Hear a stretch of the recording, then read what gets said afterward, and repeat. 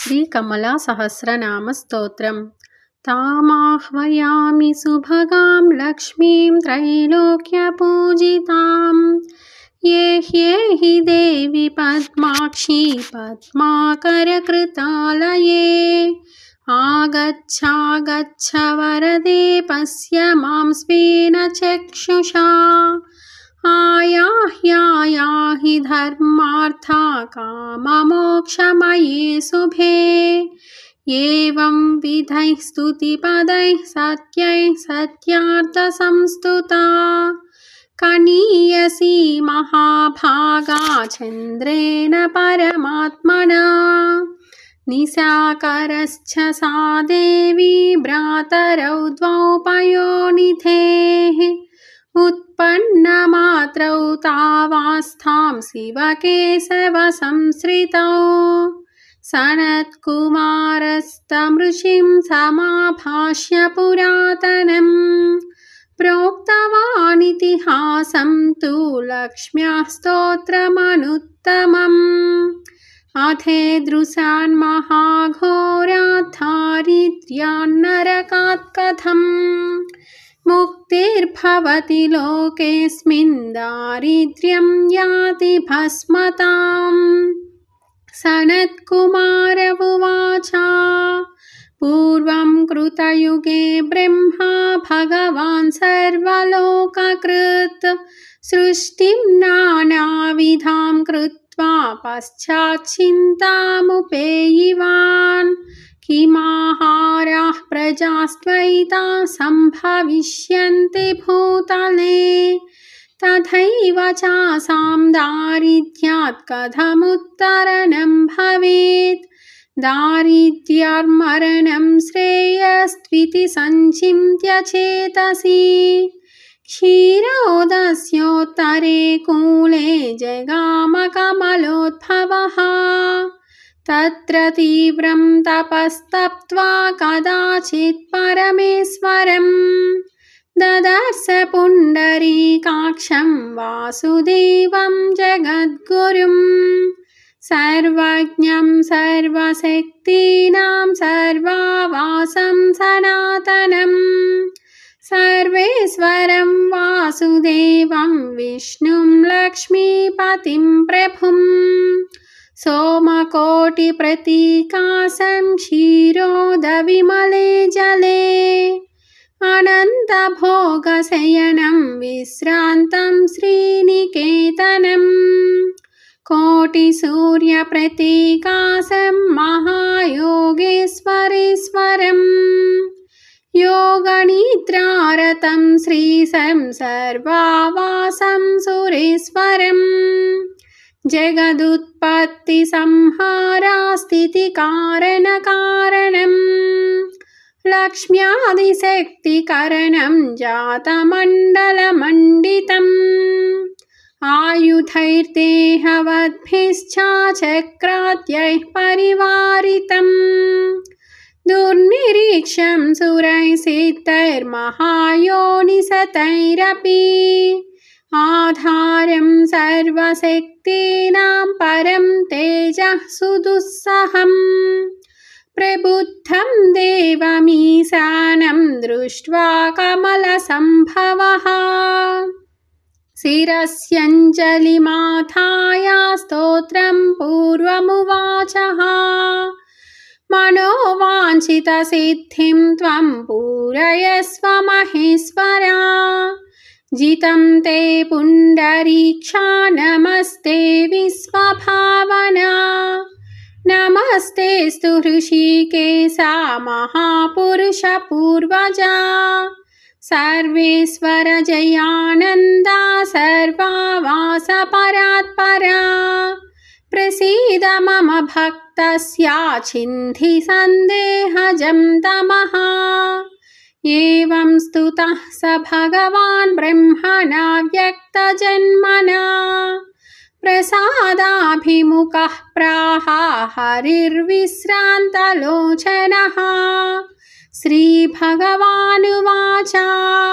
हिरण्यगर्भतुष्टोऽस्मि ब्रूहि यत्तेऽभिवाञ्छितं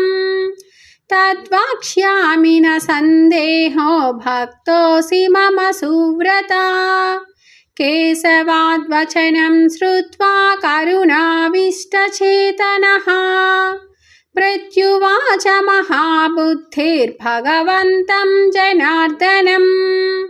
चतुर्विधं भवस्यास्य भूतसर्गस्य केशवा परित्राणाय मे ब्रूहि रहस्यं परमाद्भुतम्। दारिद्र्यशमनं धन्यं मनोज्ञं पावनं परम् सर्वेश्वर महाबुद्धे स्वरूपं भैरवं महत्।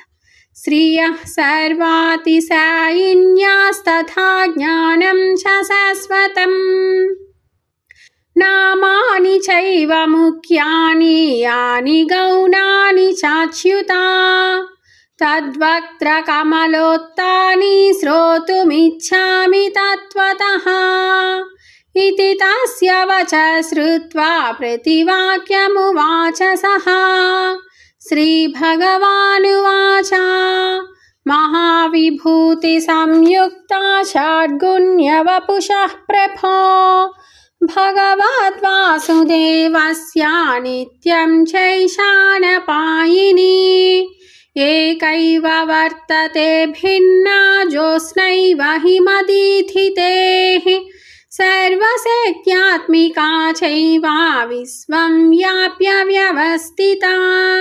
सर्वैश्वर्यगुणोपेता नित्यशुद्धस्वरूपिणी प्राणशक्तिः परा ह्येषा सर्वेषां प्राणिनां भुवि। शक्तीनां चैव सर्वासां योनिभूता परा कला। अहं तस्याः परं नाम्नां सहस्रमिदमुत्तमम्। शृणुष्वावहितो भूत्वा परमैश्वर्यभूतिदम्। देव्याख्या स्मृतिमात्रेण दारिद्र्यं याति भस्मताम्। अथ स्तोत्रम्। ॐ श्रीः पद्मा प्रकृतिः सत्त्वा शान्ता चिच्छक्तिरव्यया केवला निष्कला शुद्धा व्यापिनी व्योमविग्रहा। व्योमपद्मकृताधारा परा व्योमामतोद्भवा। निर्व्योमा व्योममध्यस्था पञ्चव्योमपदाश्रिता। अच्युता व्योमनिलया परमानन्दरूपिणी। नित्यशुद्धा नित्यतृप्ता निर्विकारा निरीक्षणा। ज्ञानशक्तिः कर्तृशक्तिर्भोक्तृशक्तिः शिखावहा। स्नेहाभासा निरानन्दा विभूतिर्विमलाचला। अनन्ता वैष्णवी व्यक्ता विश्वानन्दा विकासिनी। शक्तिर्विभिन्न सर्वार्थिः समुद्रपरितोषिणी। मूर्तिः सनातनी हार्दी निस्तरङ्गा निरामया।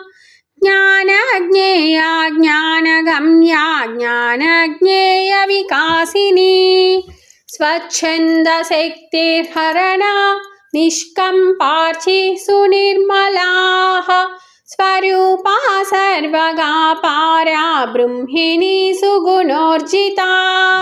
अकलङ्का निराधारा निस्सङ्कल्पा निराश्रया। असंकीर्णा सुशान्ता च सरस्वती भासुरी स्थिरा। अनौपम्या निर्विकल्पा निर्यन्त्रा यन्त्रवाहिनी।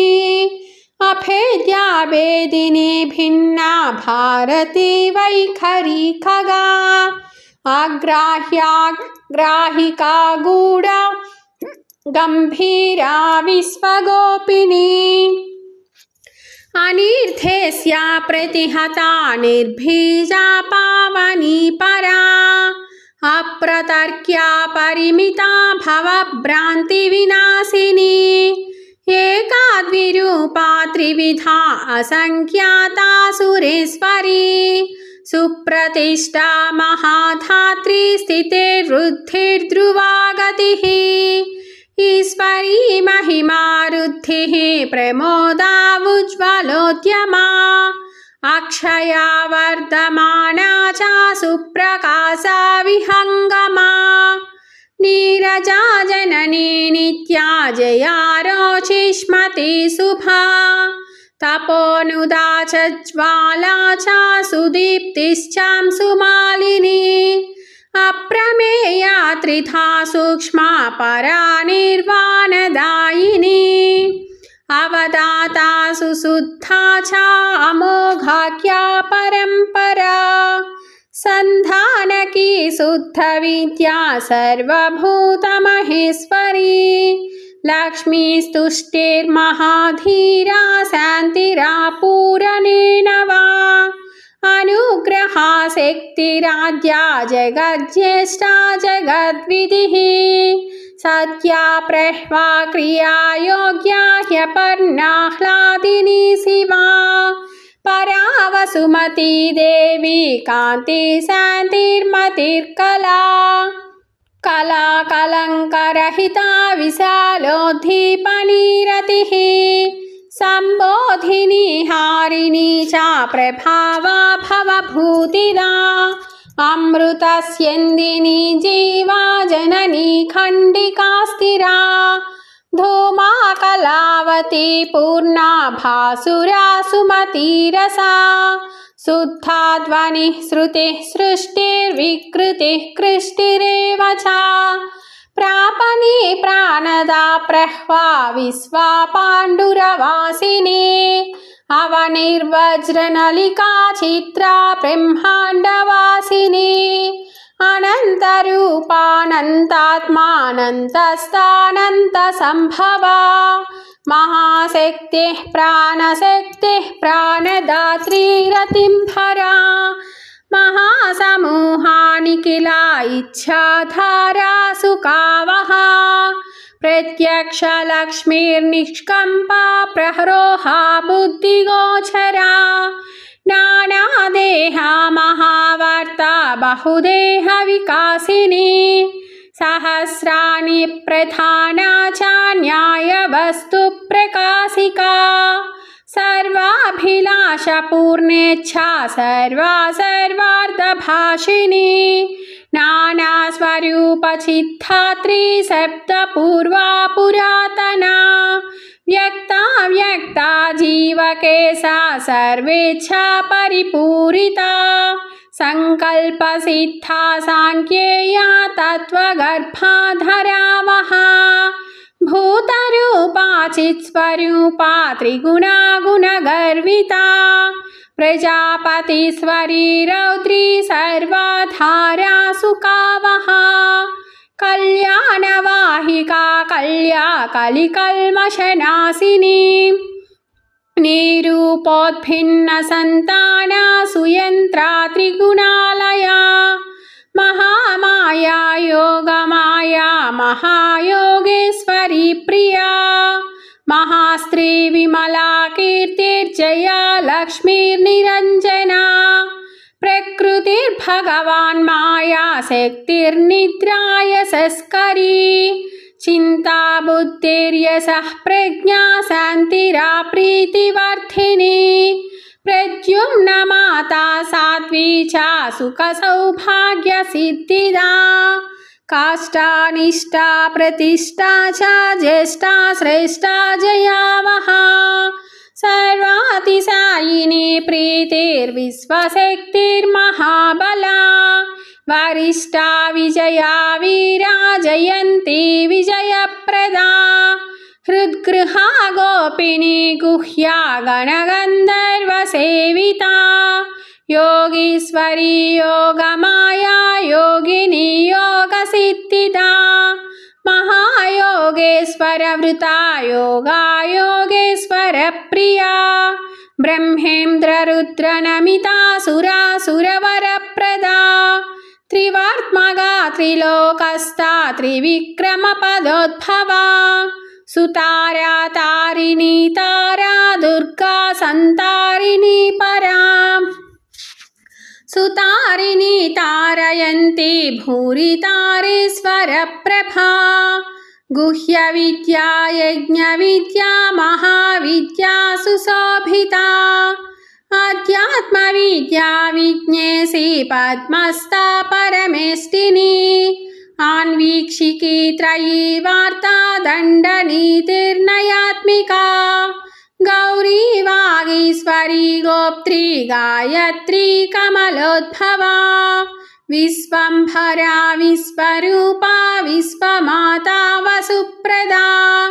सिद्धिः स्वाहा स्वधा स्वस्ति सुधा सर्वार्थसाधिनी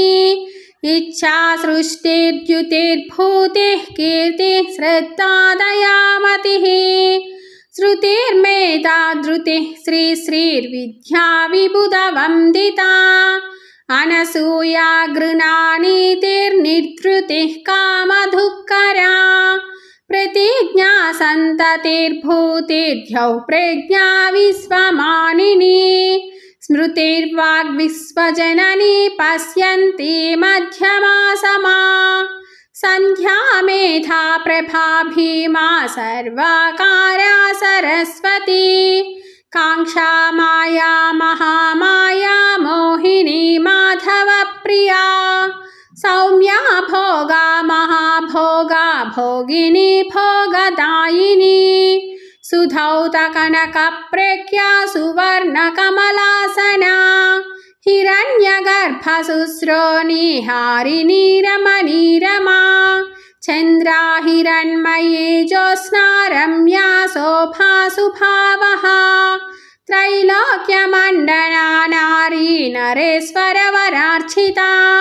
त्रैलोक्यसुन्दरी रामा महाविभववाहिनी पद्मस्था पद्मनिलया पद्ममूला विभूषिता पद्मयुग्मधरा कान्ता दिव्याभरणभूषिता विचित्ररत्नमुकुटा विचित्राम्बरभूषणा विचित्रमाल्यगन्धाढ्या विचित्रायुधवाहना महानारायणी देवी वैष्णवी वीरवन्दिता कालसङ्कर्षिणी घोरा तत्त्वसङ्कर्षिणी कला जगत्सम्पूरणी विश्वा महाविभवभूषणा वारुणी वरदा व्याख्या घण्टा कर्णविराजिता नृसिंही भैरवी ब्राह्मी भास्करी व्योमचारिणी ऐन्द्री कामधनुः सृष्टिः कामयोनिर्महाप्रभा दृष्टा काम्या विश्वशक्तिर्भिजगत्यात्मदर्शना गरुडारूढः हृदया चान्द्री श्रीर्मधुरानना महोग्ररूपा वाराही नारसिंही हतासुरा युगान्तहुतभुज्ज्वाला कराला पिङ्गला कला त्रैलोक्यभूषणा भीमा श्यामा त्रैलोक्यमोहिनी महोत्कटा महारक्ता महाचण्डा महासना शङ्किनी लेखिनी स्वस्था लिखिता केचरेश्वरी भद्रकाली चैकवीरा कौमारी भगमालिनी कल्याणी कामधुज्ज्वाला मुखी चोत्पलमालिका बालिका धनदा सूर्या हृदयोत्पलमालिका अजिता वर्षिणी रीतिर्भैरुण्डा गरुडासना वैश्वानरी महामाया महाकाली विभीषणा महामन्दार विभवा शिवानन्दारतिप्रिया उद्रीतिः पद्ममाला च धर्मवेगा विभावनी सत्क्रिया देवसेना च हिरण्यरजताश्रया सहसा वर्तमाना च हस्तिनादप्रबोधिनी हिरण्यपद्मवर्णा च हरिभद्रा सुदुर्धरा सूर्या हिरण्यप्रकटा सदृशी हेममालिनी पद्मानना नित्यपुष्टा देवमाता मृतोद्भवा महाधना च या शृङ्गी कर्दमी कम्बुकन्धरा आदित्यवर्णा चन्द्राभा गन्धद्वारा दुरासदा वरार्चिता वरारोहा वरेण्या विष्णुवल्लभा कल्याणी वरदा वामा वामेसी विन्ध्यवासिनी योगनिद्रा योगरता देवकी कामरूपिणी कंसविद्राविणी दुर्गा कौमारी कौशिकी क्षमा कात्यायनी कालरात्रिर्निशितृप्ता सुदुर्जया विरूपाक्षी विशालाक्षी भक्तानां परिरक्षिणी बहुरूपा स्वरूपा च विरूपा रूपवर्जिता घण्टानिनादबहुला जीमूता ध्वनिनिस्वना महादेवेन्द्रमथिनी भ्रुकुटी कुटिलानना सत्योपयाचिता चैका कौबेरी ब्रह्मचारिणी आर्या यशोदा सुतदा धर्मकामार्थमोक्षदा दारिद्र्यदुःखशमनी घोरदुर्गार्तिनाशिनी भक्तार्तिशमनी भव्या भवभर्गापहारिणी क्षीराब्धितनया पद्मा कमलाधरणीधरा रुक्मिणी रोहिणी सीता सत्यभामा यशस्विनी प्रज्ञाधारामितप्रज्ञा वेदमाता यशोवती समाधिर्भावना मैत्री करुणा भक्तवत्सला अन्तर्वेदी दक्षिणा च ब्रह्मचर्यपरागतिः दीक्षा वीक्षा परीक्षा च समीक्षा वीरवत्सला अंबिका सुरभिः सिद्धा सिद्धविद्याधरार्चिता सुदीप्ता लेलिहाना च कराला विश्वपूरका विश्वसंहारिणी दीप्तिस्थापनी ताण्डवप्रिया उद्भवा विरजाराग्नि तापनी बिन्दुमालिनी क्षीरधारा सुप्रभावा लोकमाता सुवर्चसा हव्यगर्भा चाज्यगर्भा जुह्वतो यज्ञसम्भवा आप्यायनी पावनी च दहनी दहनाश्रया मातृका माधवी मुच्या मोक्षलक्ष्मीर्महर्तिता सर्वकामप्रदा भद्रा सुभद्रा सर्वमङ्गला श्वेता सुशुक्लवसना शुक्लमाल्यानुलेपना हंसाहीनकरी हंसी हृत्या हृत्कमलालया सीतातपत्रा शुश्रोणी पद्मपत्रायते क्षणा सावित्री सत्यसङ्कल्पा कामदा कामकामिनी दर्शनीया दृशादृश्या स्पृश्या सेव्या वराङ्गना भोगप्रिया भोगवती भोगीन्द्रशयनासना आर्द्रा पुष्करिणी पुण्या पावनी पापसूदनी श्रीमती च शुभाकार्या परमैश्वर्यभूतिदा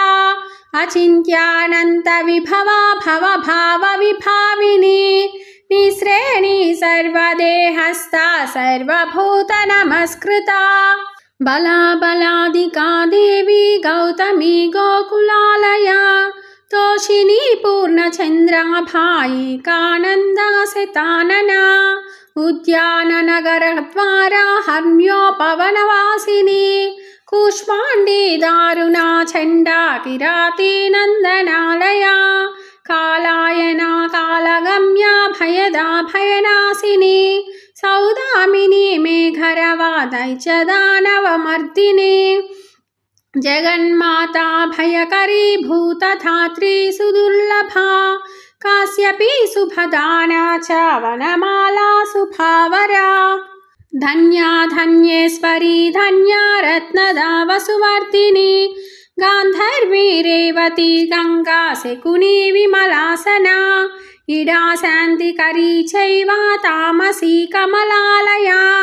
आज्यपा वज्रकौमारी सोमपा कुसुमाश्रया जगत्प्रिया च सरथा दुर्जया खगवाहना मनोभवा कामचारा सिद्धचारण सेविता व्योमलक्ष्मीर्महालक्ष्मीस्तेजो लक्ष्मी सुजाज्वला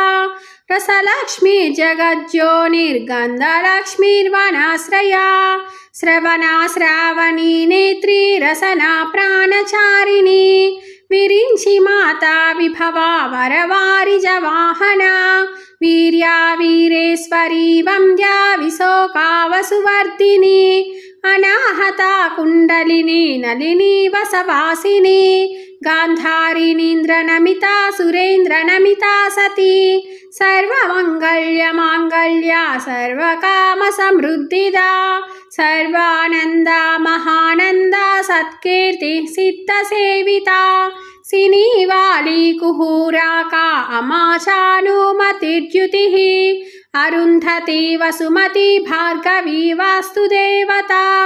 मयूरी वज्रवेताली वज्रहस्ता वरानना अनगाधरनिर्तीरा धमनी मणिभूषणा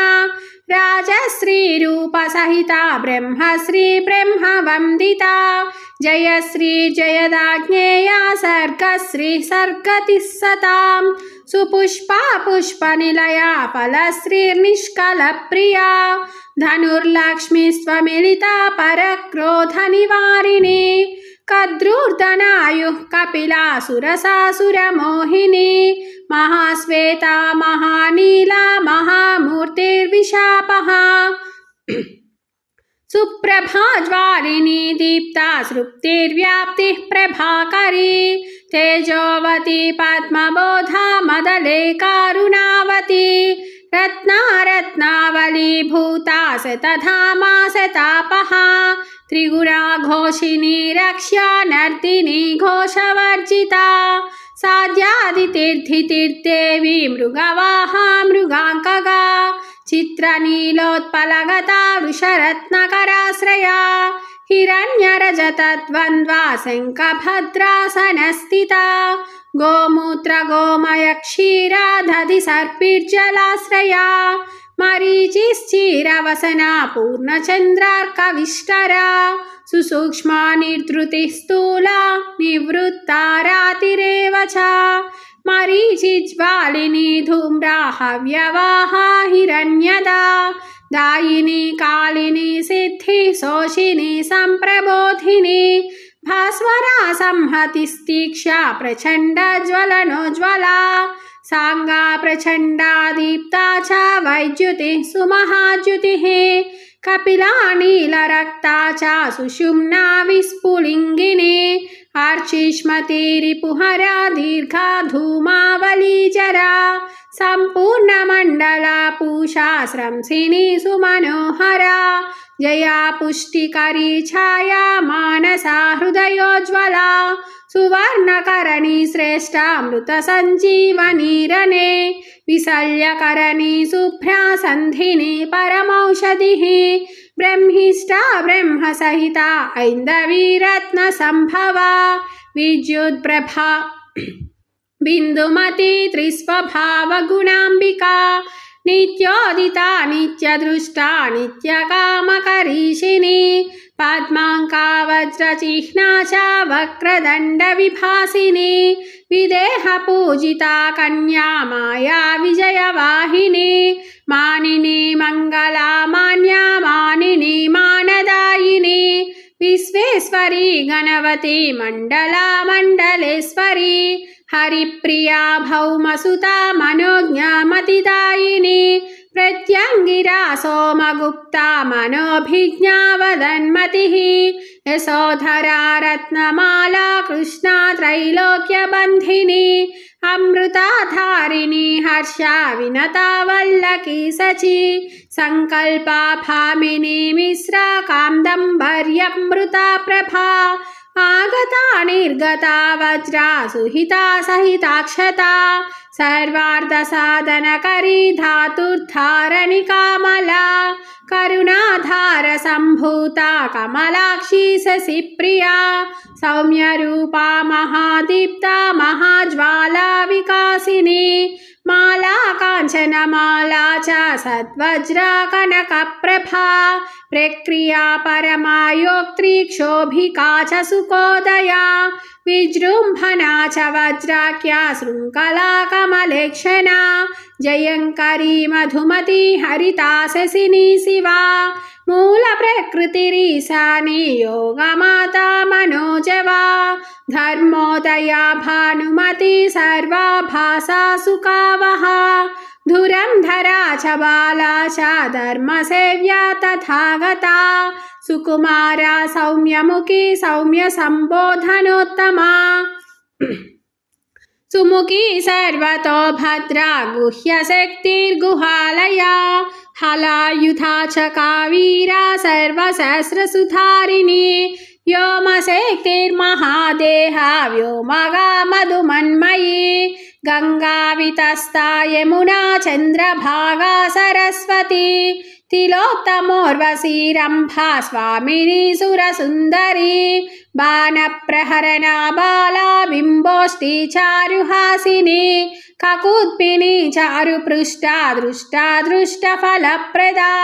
काम्यचारी च काम्या च कामाचारविहारिणी हिमशैलेन्द्रसङ्कासा गजेन्द्रवरवाहना अशेषसुखसौभाग्या सम्पदां योनिरुत्तमा सर्वोत्कृष्टा सर्वमयी सर्वा सर्वेश्वरप्रिया सर्वाङ्गयोनिः साव्यक्ता सम्प्रधानेश्वरेश्वरी विष्णुवक्षस्थलगता किमतः परमुच्यते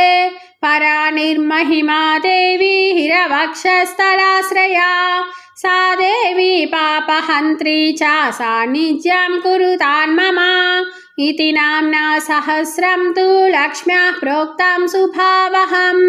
परावरेण भेदेन मुख्यगौणेन भागतः यश्चैतत्कीर्तयेन् नित्यं शृणुयाद्वापि पद्मजा शुचि समाहितो भूत्वा भक्तिश्रद्धा समन्वितः श्रीनिवासं समभ्यर्च्य पुष्पधूपानुलेपनैः भोगैश्च मधुपर्काद्यैर्यथाशक्तिर्जगद्गुरुं तत्पार्श्वस्थां श्रियं देवीं सम्पूज्य श्रीधरप्रियां ततो नाम सहस्रेण तोषयेत् परमेश्वरीं नामरत्नावलीस्तोत्रमिदं यः सततं पठेत् प्रसादाभिमुखी लक्ष्मी सर्वं तस्मै प्रयच्छति यस्या लक्ष्म्याश्च सम्भूता शक्तयो विश्वगाः सदा कारणत्वं न तिष्ठन्ति जगत्यस्मिंश्चराचरे तस्मात् प्रीता जगन्माता श्रीर्यस्याच्युतवल्लभा सुप्रीता शक्तयस्तस्या सिद्धिमिष्टां दिशन्ति एक जगत्स्वामी शक्तिमानुच्युतः प्रभुः तदं सशक्तिमं तोऽन्ये ब्रह्मेशानादयो यदा तथैवैका पराशक्तिः श्रीस्तस्याः करुणाश्रया ज्ञानादिषड्गुण्यमयी या प्रोक्ता प्रकृतिः परा एकैकशक्तिः श्रीस्तस्या द्वितीयात्मनि वर्तते परा परेशि सर्वेशि सर्वाकारा सनातनी अनन्तनामधेया च शक्तिचक्रस्य नायिका जगच्चराचरमिदं सर्वं व्याप्य व्यवस्थिता तस्मादेकैव परमा श्रीर्ज्ञेया विश्वरूपिणी सौम्या सौम्येन रूपेण संस्थिता नटजीववत् यो यो जगति पुंभावः स विष्णुरिति निश्चयः या तु नारी भावस्था तत्र लक्ष्मीर्व्यवस्थिता प्रकृतेः पुरुषाच्छान्या तृतीयो नैव विद्यते अध किं बहुनोक्तेन नरनारीमयो हरिः अनेकभेदभिन्नस्तु क्रियते परमेश्वरः महाविभूतिं दयितां ये स्तुवन्त्यच्युतप्रियम् ते प्राप्नुवन्ति परमां लक्ष्मीं संशुद्धचेतसः